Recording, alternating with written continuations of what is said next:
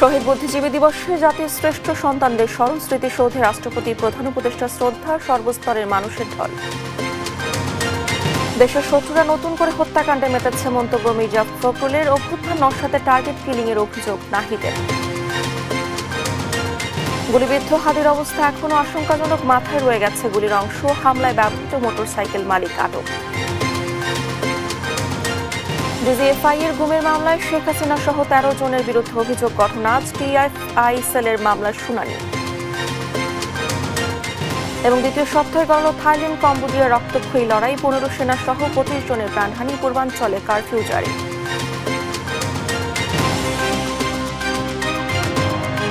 এই অবস্থায় পড়তে না চাইলে ব্যবহার করুন rainbow damp protector. Elastomeric emulsion থাকায় দেয়াল থাকে damp proof rainbow paints, colour of joy. আমন্ত্রণ সংবাদ দুপুরে, দেখছিলেন সুপারবোর্ড সংবাদ শিরোনাম। সঙ্গে আছি আমি ডানা ইসলাম।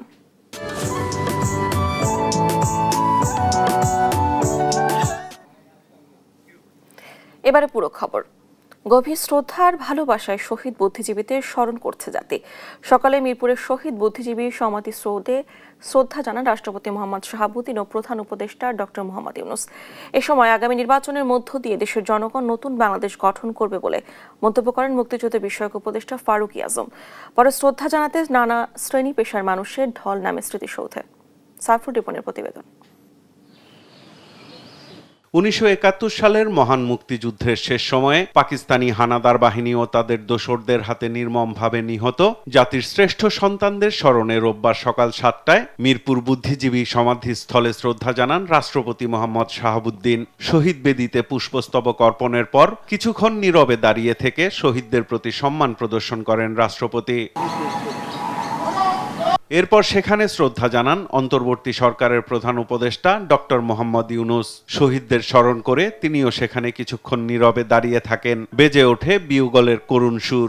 শহীদদের প্রতি জানানো হয় সশস্ত্র সালাম। এরপর বীর মুক্তিযোদ্ধা ও তাদের পরিবার, সরকারি উচ্চপদস্থ কর্মকর্তা, ৩ বাহিনীর শীর্ষ ব্যক্তিদের সঙ্গে কুশল বিনিময় করেন প্রধান উপদেষ্টা। প্রধান উপদেষ্টা সমাধিস্থল ত্যাগ করলে সেখানে শ্রদ্ধা জানান বীর মুক্তিযোদ্ধা ও তাদের পরিবারের সদস্য, প্রধান বিচারপতি সহ উপদেষ্টা পরিষদের সদস্যরা। শ্রদ্ধা নিবেদন শেষে সাংবাদিকদের সঙ্গে কথা বলেন মুক্তিযুদ্ধ বিষয়ক মন্ত্রণালয়ের উপদেষ্টা ফারুক আজম।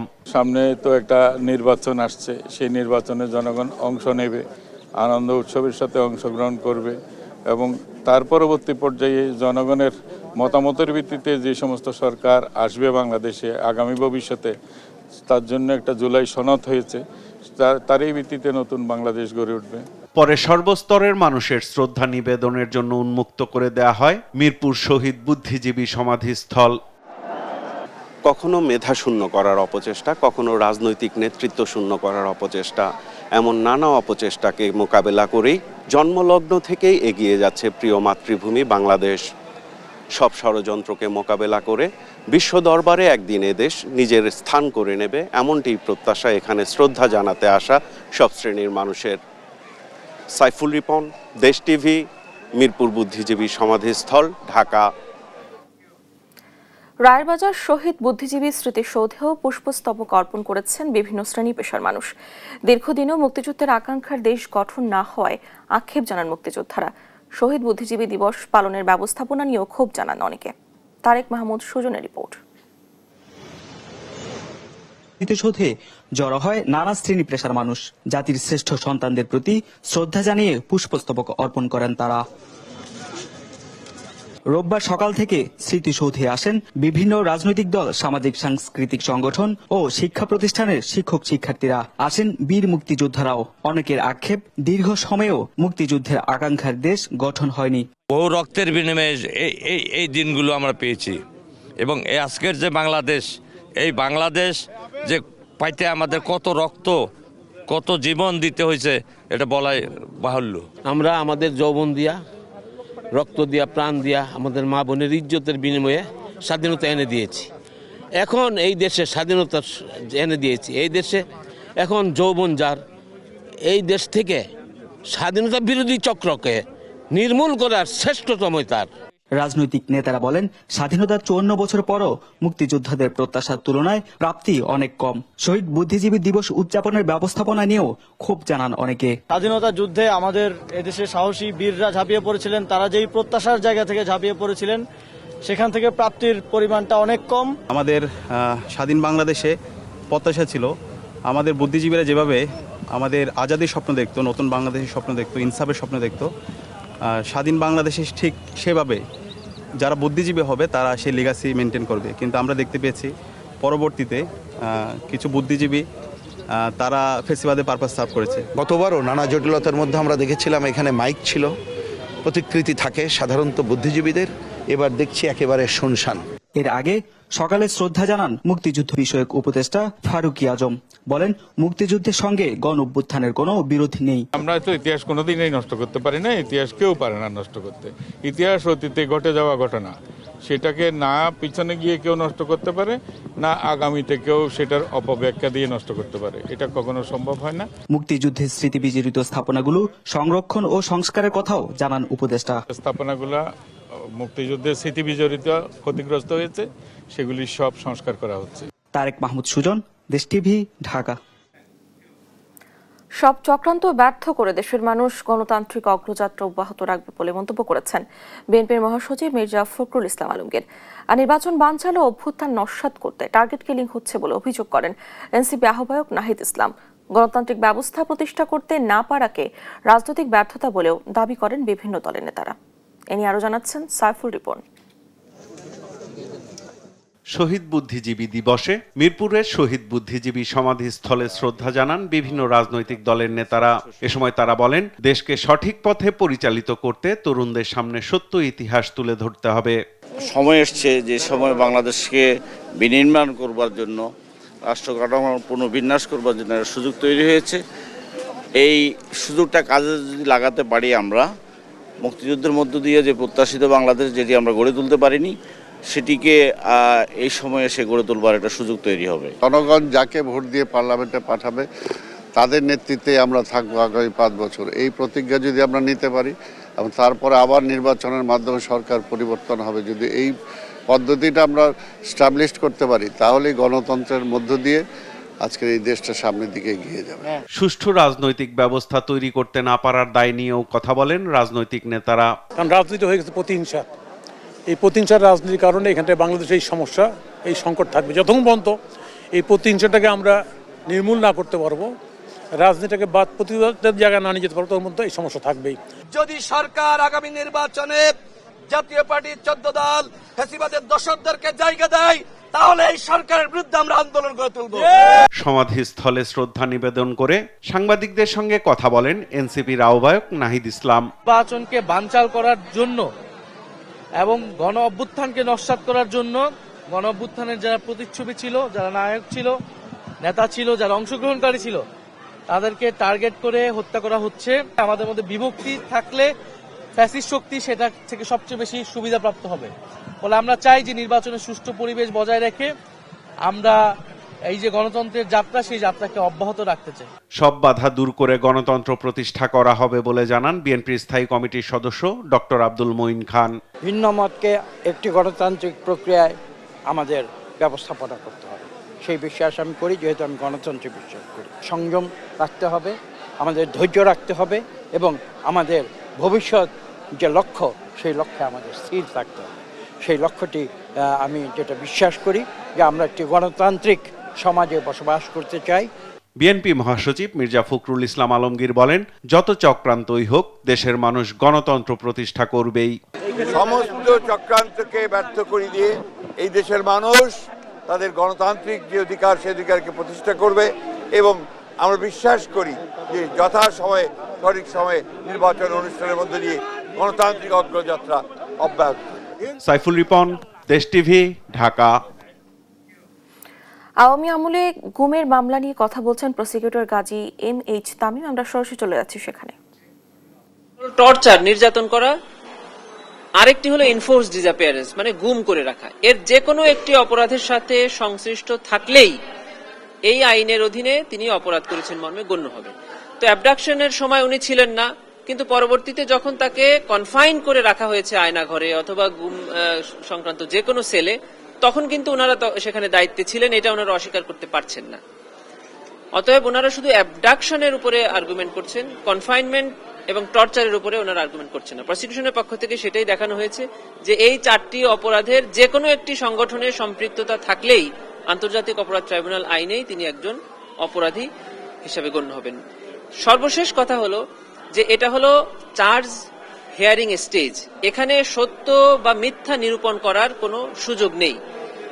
আসামি পক্ষ থেকে যা যা বলা হচ্ছে সবকিছুই হলো এই মামলার মেরিটকে টাচ করে, আর যখন মেরিটকে টাচ করে তখন এটা ট্রায়ালে ডিসাইড হবে যে আদৌ উনি দোষী কিনা নির্দোষ। ট্রায়ালে যদি ওনাদের কেস প্রমাণ করতে পারে অথবা প্রসিকিউশন তাদের কেস প্রমাণ করতে ব্যর্থ হয় তাহলে ওনারা খালাস পাবে, আর প্রসিকিউশন যদি তাদের কেস প্রমাণ করতে পারে তাহলে ওনাদের বিরুদ্ধে শাস্তি প্রদান করবে ট্রাইব্যুনাল। এটাই হলো আজকের আর্গুমেন্টের বিষয় ছিল যে এই স্টেজে এই ম্যাটারগুলো ডিসাইড করার সময় আসেনি, এগুলো চার্জ যদি ফ্রেম হয় তাহলে ট্রায়াল স্টেজে গিয়ে নির্ধারিত হবে।